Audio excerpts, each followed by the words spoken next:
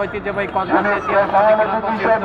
আলহাজ Mushfiqur Rahman MP স্যারের উদ্যোগে double Honda cup football tournament vision 26 এর মেগা আজকের প্রথম কোয়ার্টার ফাইনালটি, যে কোয়ার্টার ফাইনালে জিতলে কিন্তু সেমিফাইনালের টিকিট পেয়ে যাবে। আজকের এই কোয়ার্টার ফাইনালে মোকাবেলা করবেন শক্তিশালী ওই আকসিনা ফুটবল টিম ভার্সেস 20 নম্বরের মধ্যকার লড়াই, বাছা মারার লড়াই, আজকের ফুটবলের লড়াই নান্দনিক এই খেলায় যারাই আর আজকে জিতবেন তারা সরাসরি সেমিফাইনালে চলে যাবে।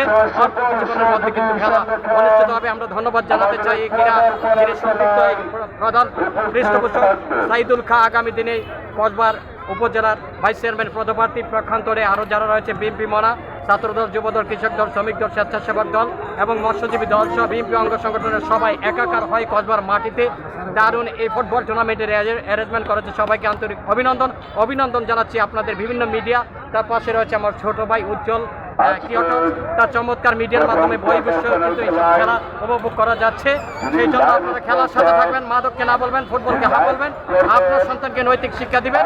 আজকে চোখ রাখবেন কসবার তেতিয়ার মাঠে ডাবল হুন্ডা কাপ ফুটবল টুর্নামেন্টের মেগা কোয়ার্টার ফাইনাল অল্প কিছুক্ষণের মধ্যে অনুষ্ঠিত হবে। ধন্যবাদ।